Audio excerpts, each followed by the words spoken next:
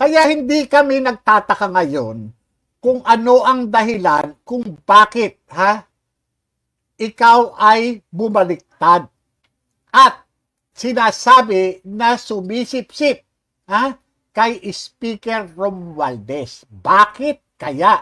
Ano ang dahilan? At isa ito pa nga yung mga ang alam natin na tila nananawagan doon sa mga sinasabing mga transparency. Di ba? At doon sa kanyang mga mga isinusulong na transparency, lalo na doon sa mga yung mga tawag dito, yung mga donation, di ba?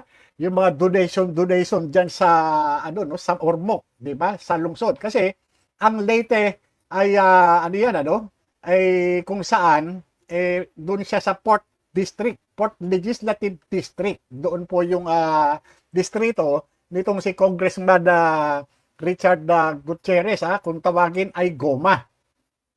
At binubuo ito, kung di tayo nagkakamali, ng isang syudad at 6 na munisipyo. At kaya dito, tahimik na tahimik yung kanyang panunungkulan doon bilang kongresista. Hindi nga natin alam na ito palang distrito ni Richard Gomez, yung Port Legislative District ng Leyte, ay tumatanggap pala ng tulong mula sa national government.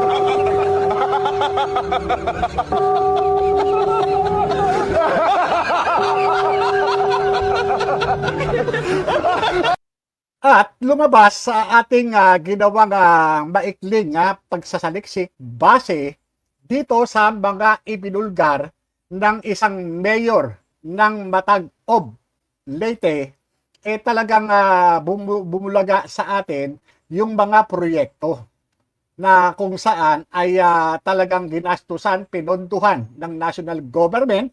At ito, kung makikita natin, ayaw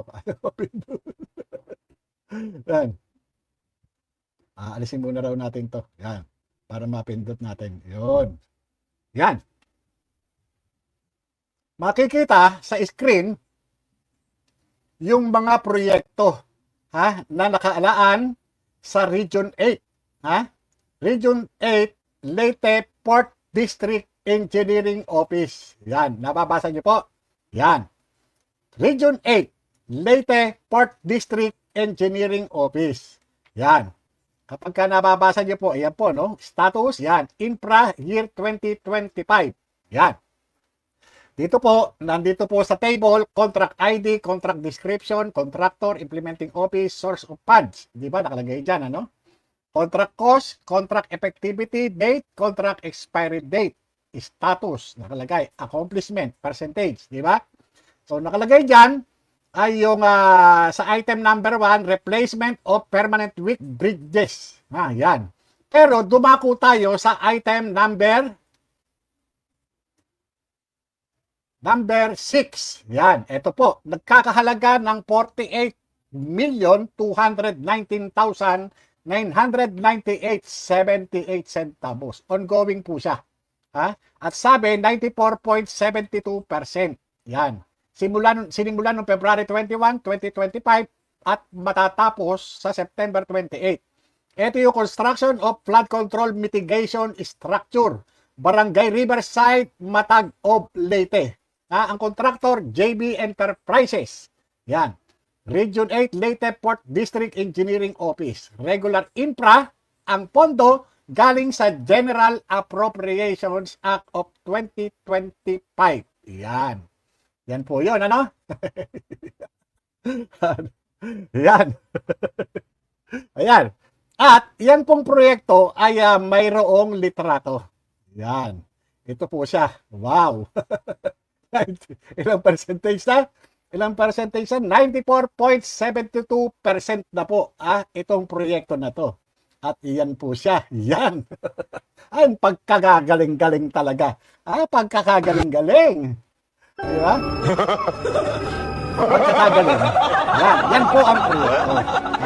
Na ginastusan ng national government sa pamamagitan ng GAA.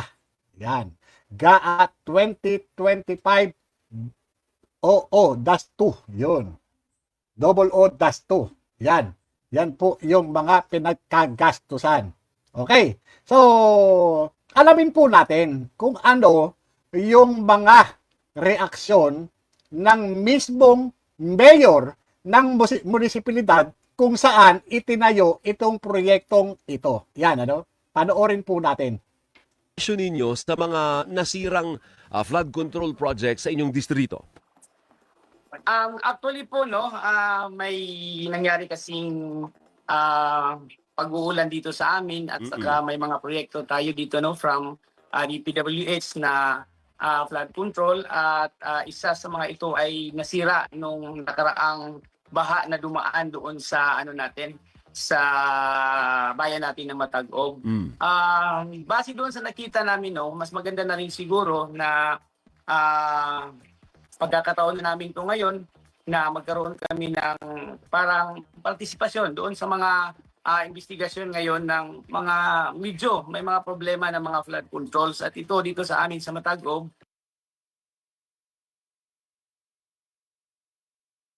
Kung mapapansin nyo, tila itong mayor medyo kabado di ba? Mukhang medyo talagang may takot doon sa kanyang ginagawang pagsagot at pagbubulgar gawa siguro ng political affiliation nung kongresista nila na nagsusulong nitong proyekto na ito. Pero eto pakinggan niyo kung paano binubulgar niya. Pero hindi siya nag-aakusa. Pero humihingi sila ng investigasyon. Ito, tuloy natin Sa nakaraang almost more than 3 years ay hindi tayo nagkaroon ng coordination pag may mga proyekto dito sa atin. Anito ngayon, isa sa mga proyekto ng DPWH ay nasira nga, kaya in time na rin para magkaroon tayo ng partisipasyon at magkaroon ng investigasyon itong isang flood control or mitigating flood structure na nandito sa atin sa bayan ng Matag-og. Ayun, di ba?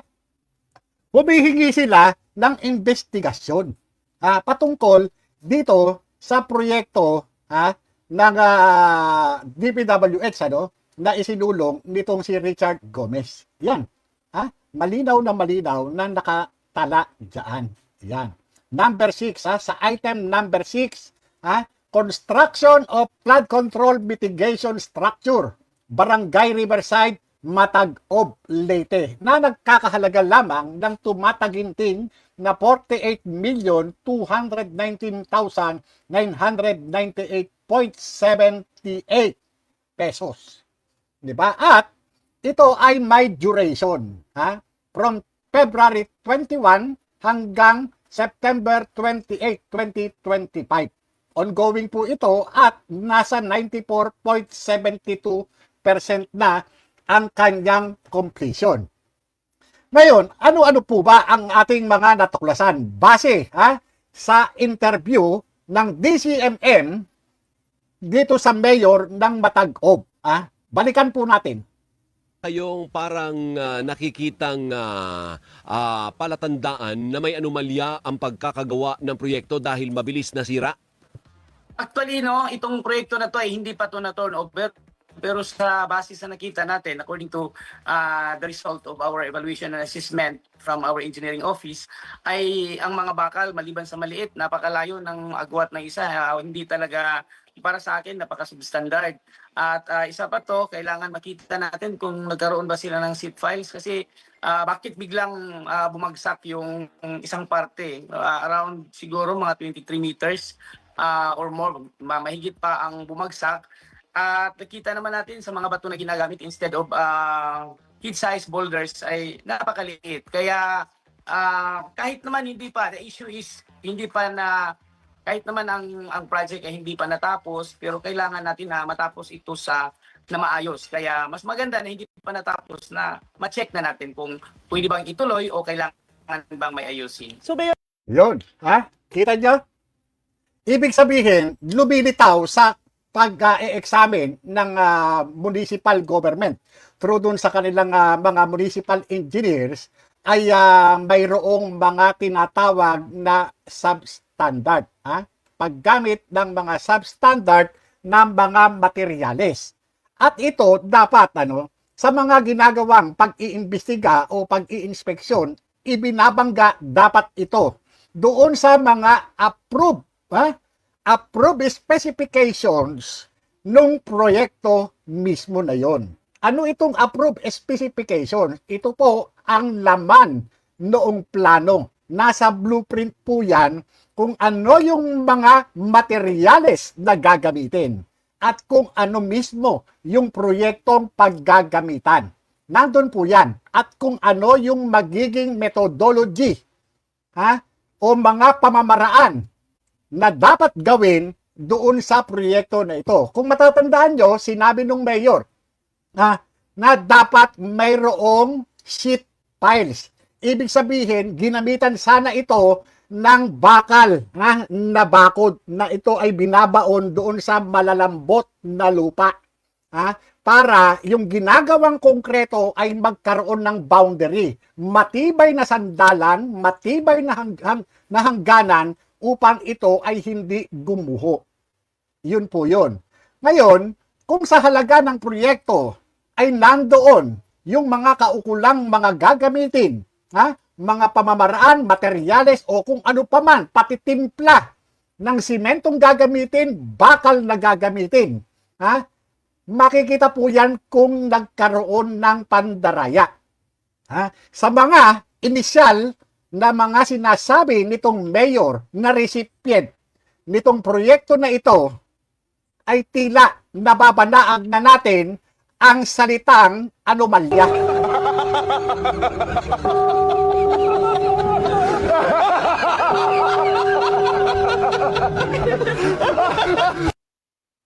Sabi nga ni Pangulong Duterte, subukan, masisira ang buhay mo. ayan, di ba? Sabi na, huwag mong subukan, masisira ang buhay mo. Talagang masisira ang buhay mo kapag pumasok ka sa lahat ng klase ng anomalya. Kaya ngayon, nagtataka ang sambayan ng Pilipino. Yung dati na sumisigaw ng transparency ay tila nagkukubli sa Data Privacy Act. May mga media na humihingi ng mga katugunan patungkol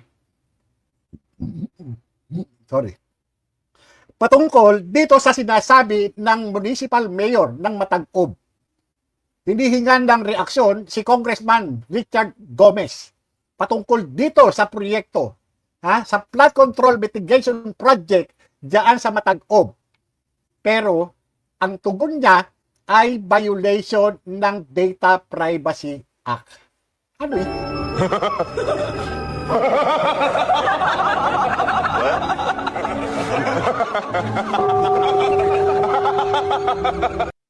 Tila nabahag na ang buntot nitong si Ginoong Goma o Richard Gomez.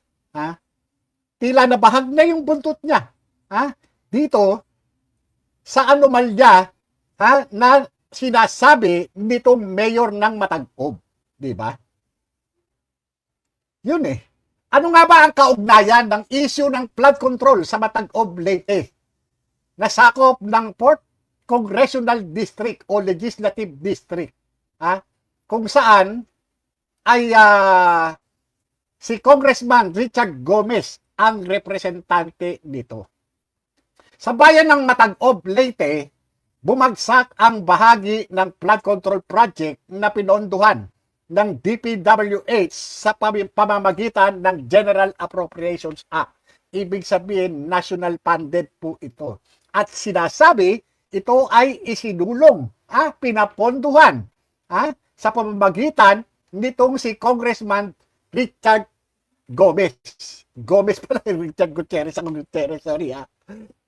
Ayon kay Mayor Takoy, walang koordinasyon ang proyekto sa kanilang LGU.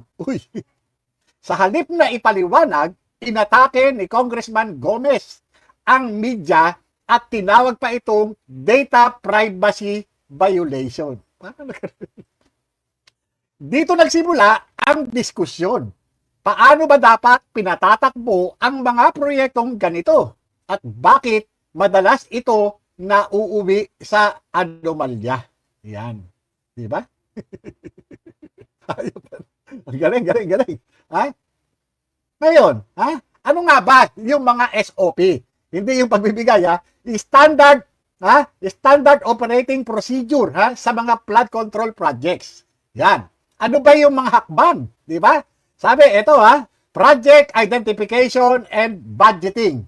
Dapat naka-align, ha? Sa master plan ng River Basin Control Office at DPWH yung proyekto. Dapat nasa master plan at integrated yan. Ha? Ngayon, coordination with local government unit. Ha? Ayon sa local government code, kinakailangan ng consultation at pahintulot ng sanggunian. Hoy, papasok ang national government. Ha? May proyekto. Abay, dapat yan, merong pagsang-ayon doon sa sanggunian. Diba? At ano pa?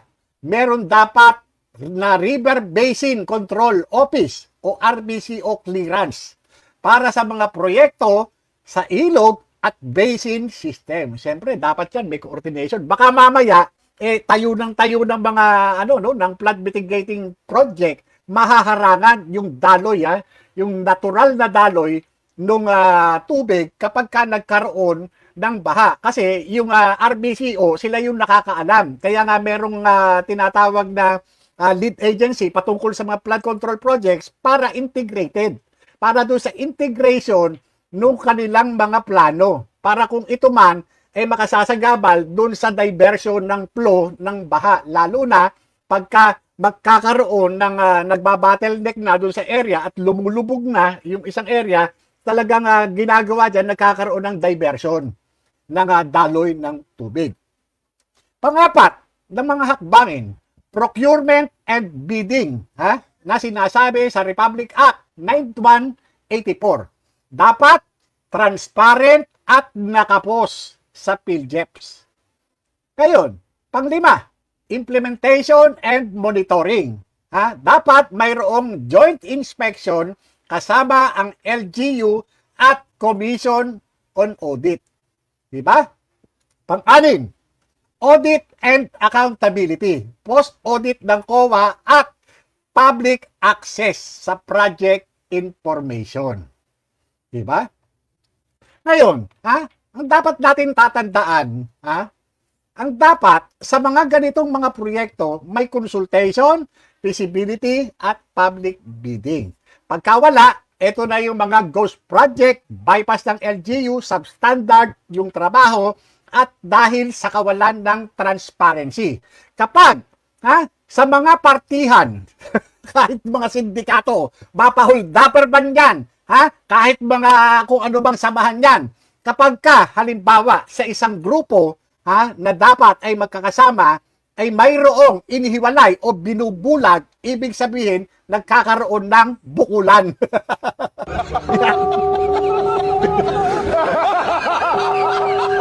Diba? Hindi sinama yung munisipyo, pero sa kanyang lugar itatayo. Biruin mo, ikaw ang mayor, pero hindi mo alam yung ginagawang proyekto. Wala kang say. Ano ka? Diba? Binubulag ka. Ayaw ipaalam sa'yo kung magkano ang halaga ng proyekto, kung ano yung klase ng proyekto, ano yung mga materialis na gagamitin sa proyekto, at kung magkano nakuha ng kontratista yung proyekto. Kaya ikaw, hindi tsali, di tsama, wala pera. Diba? Yun Diba? Di tsama, di tsali. Diba? Pera mo, pera ko. Pera ko, pera ko. Pera ka. Ganon yun. Ganon ang nangyari. Bakit kaya? Di ba? Bakit kaya? At napag-alaman natin na ito palang Port Legislative District, ay talaga nga naman, talaga nga naman, marami siyang mga proyekto. Ito na naman, di ba? Rehabilitation, construction, upgrading of damaged paved roads, tertiary roads, Libungaw, Matag-Ob. Di ba? Ilan naman. Di ba? So, lumalabas ilan yung ongoing project sa Port Legislative District. ng Leyte kung saan ay representante ang kagalang-galang na si Richard Gomez. Yan. 66 na mga proyekto na hindi bababa sa 2 milyong piso ang halaga. Merong 96 million, merong 105 million at iba pa. 'Di ba? Napakarami. Ito pa may 144 million, 'di ba? Marami. So 60 mahigit na proyekto, ang pinondohan sa distrito ni Congressman Richard Gutierrez. Gomez.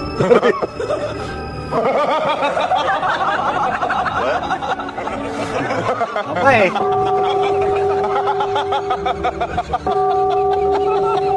Alam nyo, kahanga-hanga ang magkaroon ng isang kongresista na katulad ni Richard Gomez. Abay, napakasipag. Abay, talaga nag-uuwi pala talaga ng mga kapaki-pakinabang na proyekto.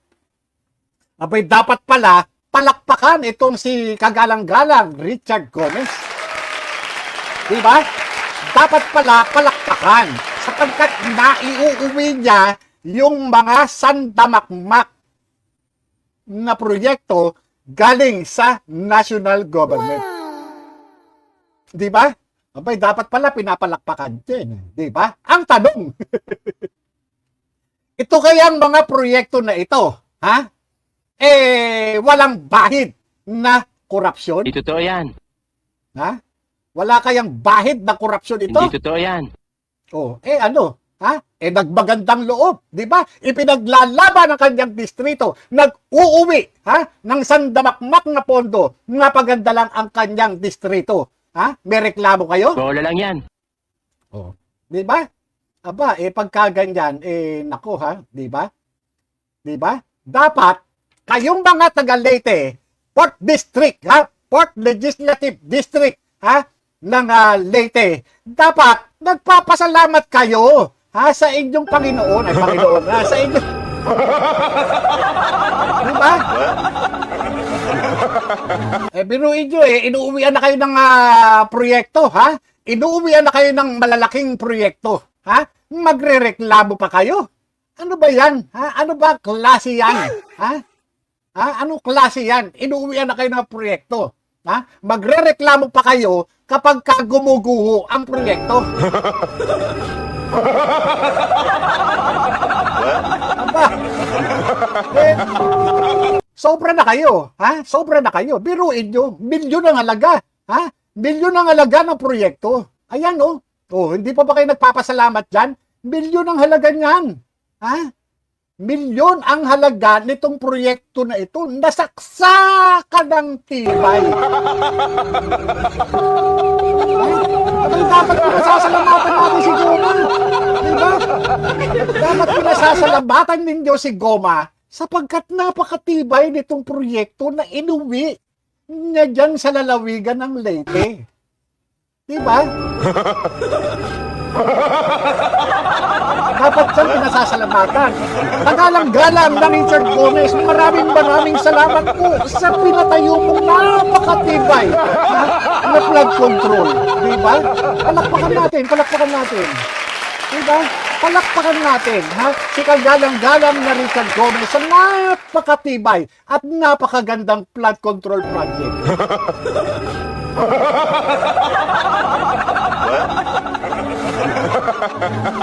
Diba?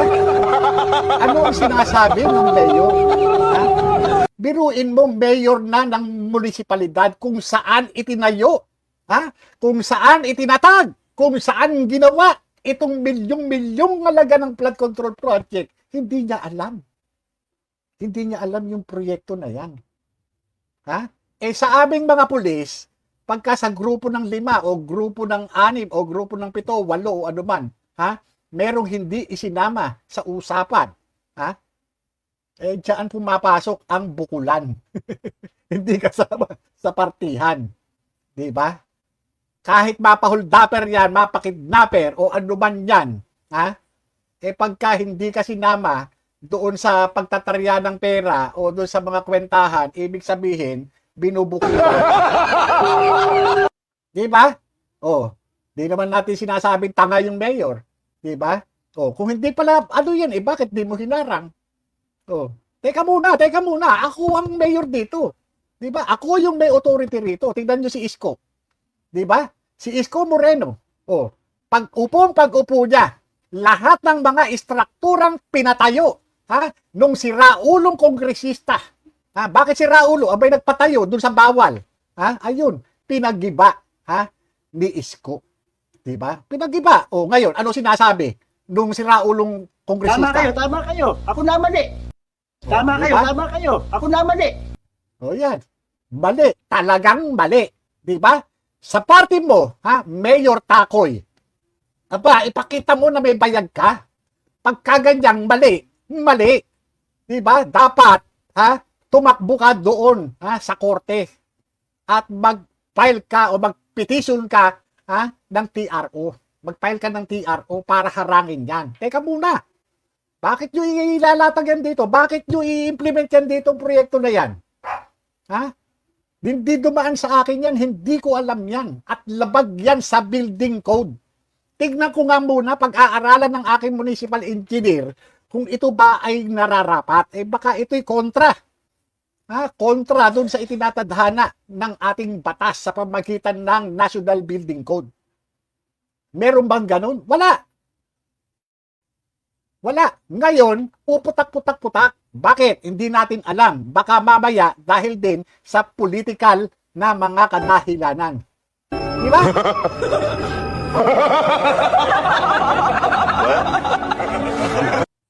Kaya ngayon magtataka ka Di ba? Aba, kanino galing yung sinasabing mahiya ka naman? Di ba? Oh.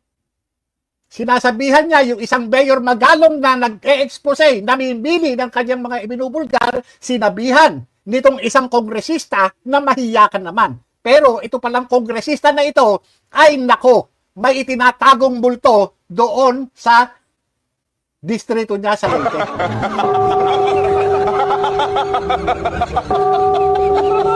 Isa pa naman nakakita ng ganito, di ba? Dito pa lang sa mga proseso, ha? Kitang-kita na agad na mayroong anomalya. Kapag ang isang mga proyekto na katulad ng flood control project, dapat yan mayroong integration. Mayroong integration yan dun sa RCBO, RBCO. Sa River Basin Control Office, may coordination yan. Doon pa lang. Kapag ka doon, wala na anomalya na agad yun. Bakit? Bakit sinosolo ninyo ng DPWH? Bakit kinakailang itago yan sa mismong mayor? Ibig asaan ng transparency. Kapag ang transparency nawala, ibig sabihin, ito ay mayroong anomalya.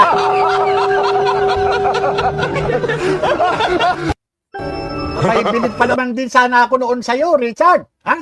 Bilib pa naman sana ako noon sa'yo dahil isa ka sa nananawagan ng transparency accountability. Bilib pa naman din sana ako. Pero, hindi pala, hindi pala komo, nahihiga ka sa pera. Ang tao pala, hindi pala komo nahihiga na sa pera o busog na sa kita. Ay tila, meron pa pala na tila naghahangad pa.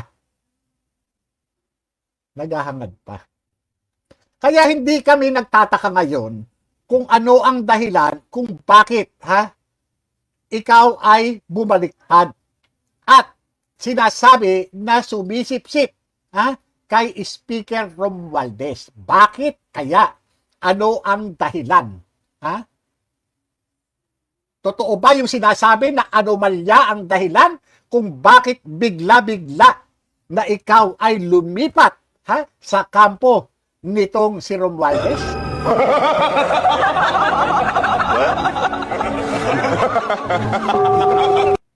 Nakalimutan mo na ba na yung sinamahan mo na yan ay balot na balot sa lahat ng klase ng mga anomalya? Nakalimutan mo na ba yung ipinaglalaban nung dating Pangulo na galit sa mga kurakot sa gobyerno? Putang ina, wag mong subukan. masisira ang buhay mo. Ayan. Diba? Simpleng-simple. Simpleng-simple. Ang tagubilin lamang niya, ito lang. Putang ina, huwag mong subukan. Masisira ang buhay mo. Ngayon, diba? Sa malaot, sa madali, naghahabol na yung kontratista na itama, na itama itong mga proyektong ito. Paano itatama yan? Gigibain uli? Babalik dun sa step number 1? Tingnan mo. Diba?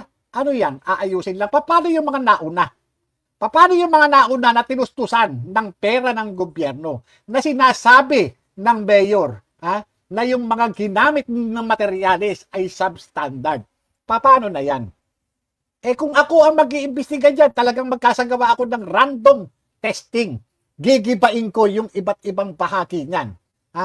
Para ma-determine ako kung ito ay talagang standard or substandard.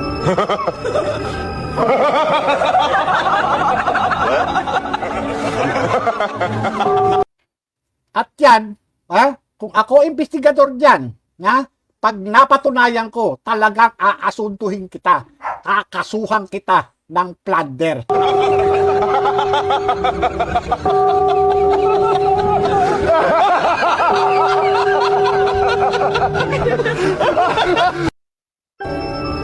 Yan pagka napatunayan ko, nakasabwat ka.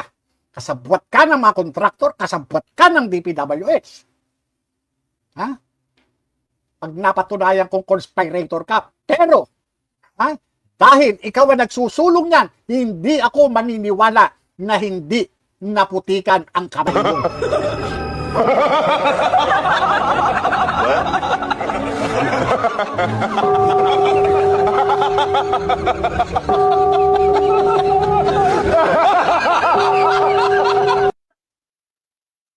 Ngayon, kung babalikan natin ito,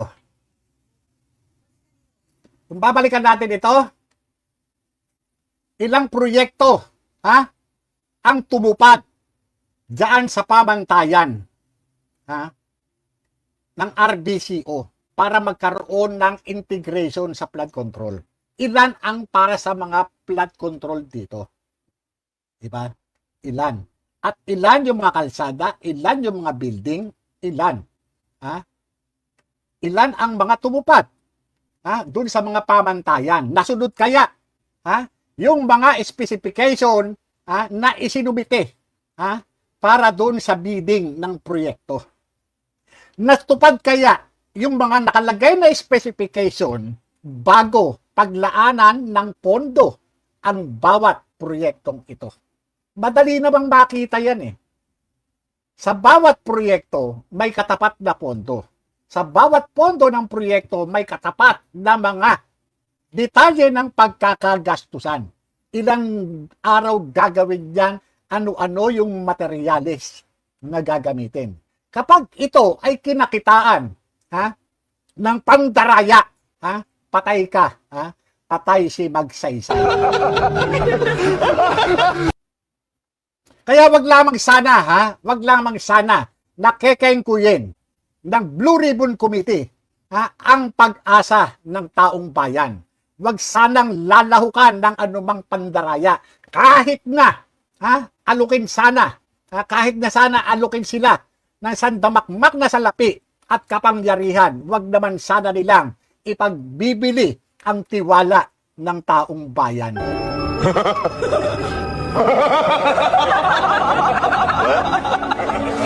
Kaya sana naman, Senator Marcoleta. Putang ina, huwag mong subukan.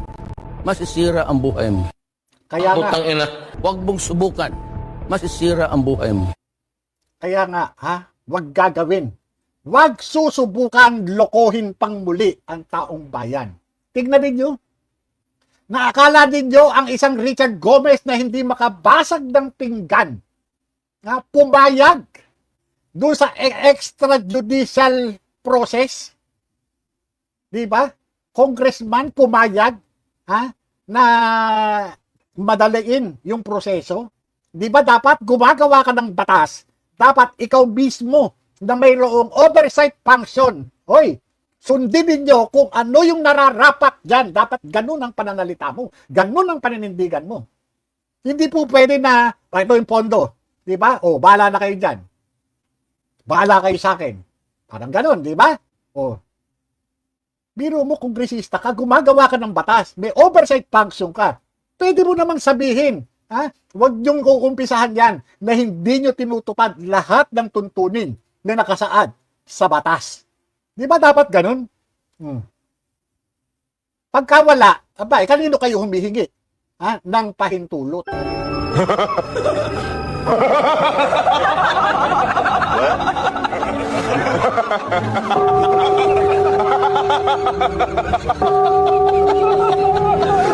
Kaya nga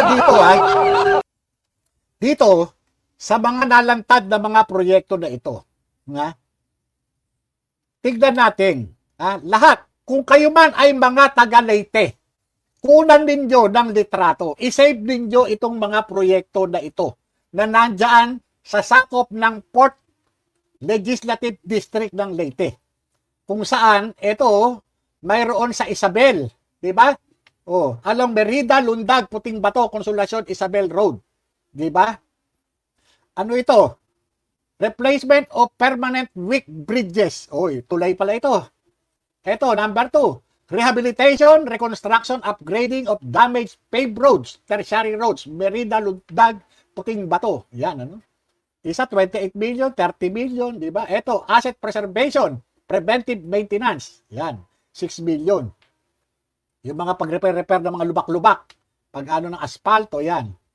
Construction of multipurpose. Yung multipurpose building, police building pala ito, 6 million.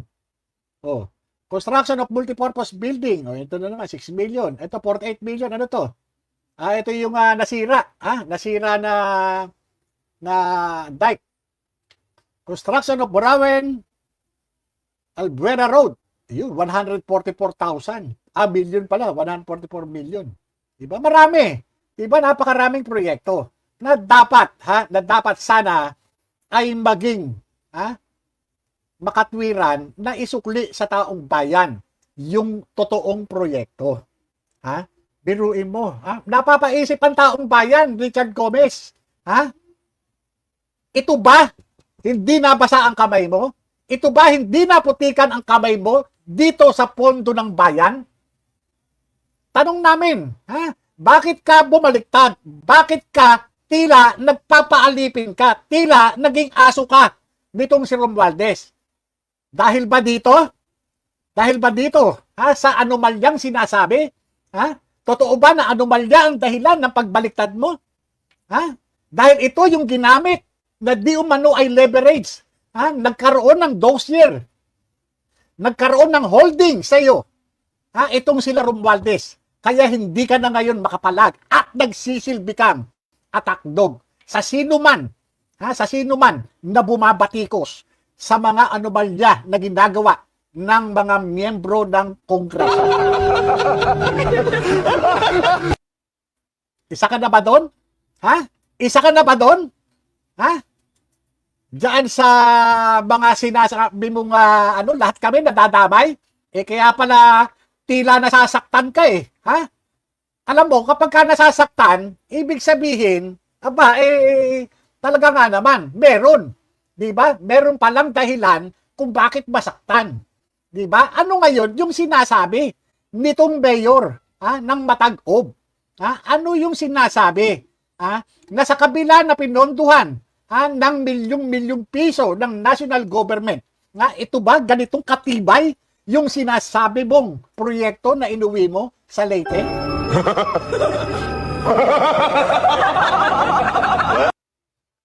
Pagkaganyan palang katibay magpapagawa na rin kami. Di ba? Ang ganda di ba? Ang galing. Ang galing, di ba? Sabi wow. Ang galing. Ang galing, di ba? Ang galing, biruin mo, ang ganda-ganda, di ba? Magkano halaga niyan? Magkano ang halaga nito? Na nakatala doon sa magkano ang halaga nitong lintik na proyekto na ito?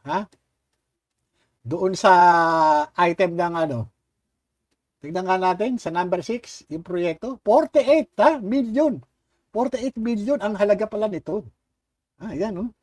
Oh, 48 million ang halaga. O, yan, di ba? 48 million pala ang halaga niyan. Di ba? Kaya nga naman, ha? Paggawa nga ng ganito, gawan mo nga kami, 5. Paggawa nga kami, 5. Para, ano? Di ba? 5, ha? Oy, ha? Pasensya na kay Richard Gutierrez, ha? Hindi ikaw, ha? Richard Gomez, ha? Richard Gomez. Yan. Richard Gomez. Oh, si Mr. Anomaly. Anomaly. Di ba? Oh, yan. Wala bang anomalya dyan? Ha? Wala bang anomalya? Kaya pala kayo nasasaktan di ba?